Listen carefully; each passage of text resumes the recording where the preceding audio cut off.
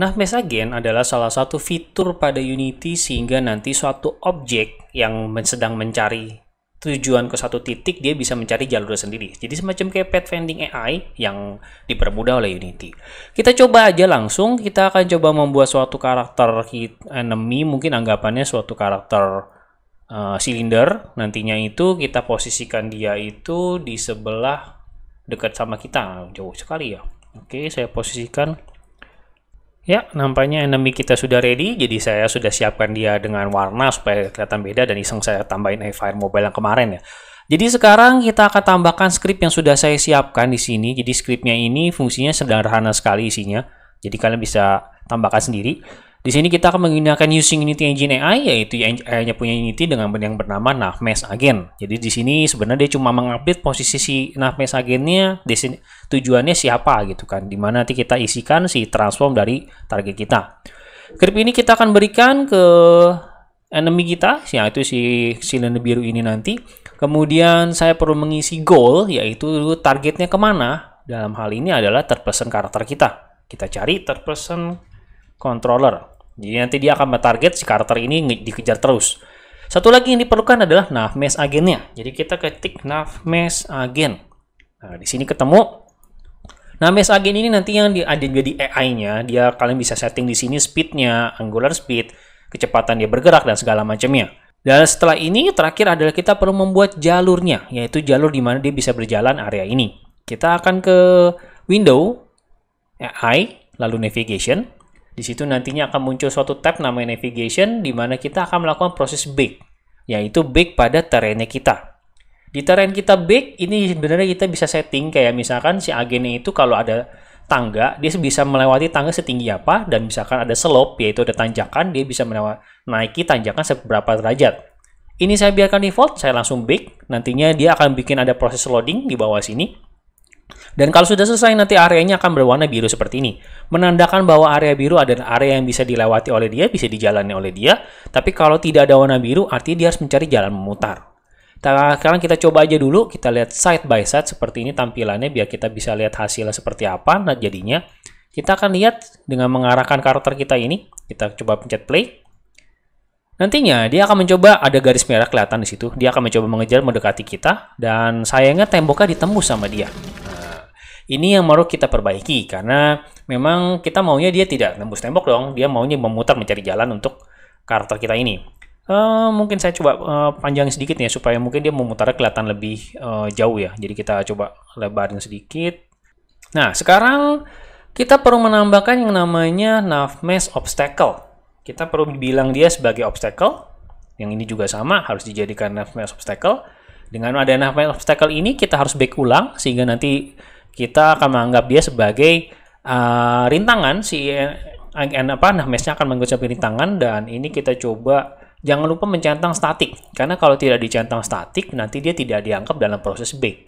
Jadi sekarang kita bake ulang sekali lagi dengan memastikan tadi sudah dicentang statik ya kedua tembok ini.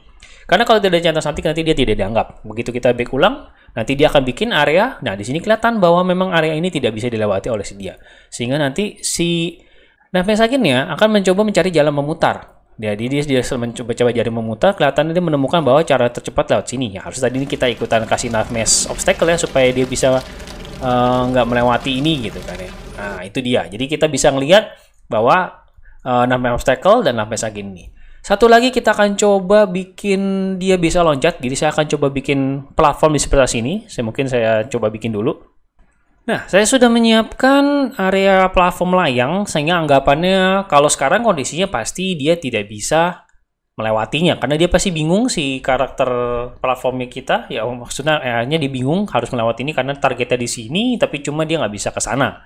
Karena itu kita mesti bikin namanya off mesh link. Kita akan coba bikin objek baru. Saya bikin game objek kosong dan kita beri nama misalkan di situ adalah link.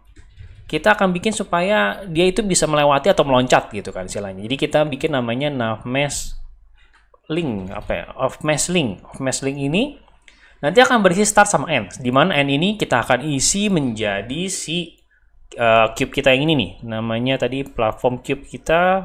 Nah, ini mungkin saya kasih nama dulu. Nah, kita isikan ke end-nya di sini dan juga startnya yaitu si terrainnya. Kalau kita lihat, sekarang kita balik ke navigation. Sekarang kita memiliki jump point. Kelihatan sih ada panah berwarna hitam. Yang artinya kalau si cube-nya itu menuju ke sini, si karakter kita, enemy-nya menuju ke sini, dan dia bisa loncat langsung ke sini. Tapi otomatis kita nggak mau dong kita menuju terrainnya ini. Ini artinya kan titik terrain 0,0. Ya, kita perlu bikin game objek kosong lagi. Ya, jadi sebagai pengganti kita tadi terrain yang harus loncat jauh, saya menyiapkan suatu game objek kosong, yaitu disposisikan di sebelah sini. Tadi mungkin buat kalian yang sulit memposisikan game objek karena game objek itu tidak ada gambar sama sekali, kalian bisa menambahkan icon seperti ini ketika kalian mengarahkan area di sebelah sini. Jadi dengan mengganti ikonnya kayak gini, kalian bisa ya memposisikan, jadi kalian tahu kira-kira di mana sih letak game objek kosong itu, karena memang game objek kosong tidak ada gambar sama sekali. Ya, saya boleh bilang ini kasih nama jump point. Jadi ini sebenarnya kita arahkan supaya ceiling ini diisi bukan sama terrain tapi jump point-nya. Sehingga nanti kalau pada saat kita lihat navigation, kita bisa melihat bahwa ini adalah area loncatnya supaya bisa loncat ke sini. Tentu jangan lupa ini di back ulang, karena kalau enggak dia nggak anggap ini bisa area yang bisa dijalan oleh dia. Jangan lupa statik kalau mau di back ulang sehingga dia tahu ini adalah area yang bisa dijalanin oleh dia. Sehingga warnanya pasti berubah jadi warna biru. Dengan begitu, artinya si karakter Nahmes Aging kita akan pasti bisa loncat ke sana.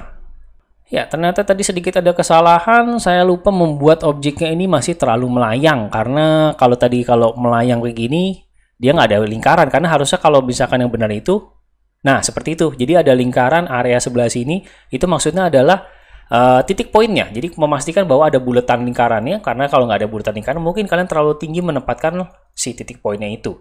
Kita lihat secara side by side kayak tadi. Ya, kita coba play. Jadinya sekarang dia akan menuju ke target, dia loncat. Nah, dia seperti ya loncatan seperti melayang sih jadinya, tapi setidaknya dia akan menuju ke target kita di sebelah sana sehingga dia bisa mengarah mengejar kita lagi seperti itu. Ya, saya rasa sekian tutorial kita mengenai Nahmes. Kita sudah bikin supaya obstacle, juga ada offlink supaya bisa loncat seperti itu. Jadi karakter kita, si enemy bisa mengejar karakter kita. Ya, tentunya inilah bisa dijadikan prefab buat kalian bikin enemy nantinya. Sekian tutorial kita kali ini. Thank you for watching. Keep learning. Sampai jumpa di tutorial berikutnya.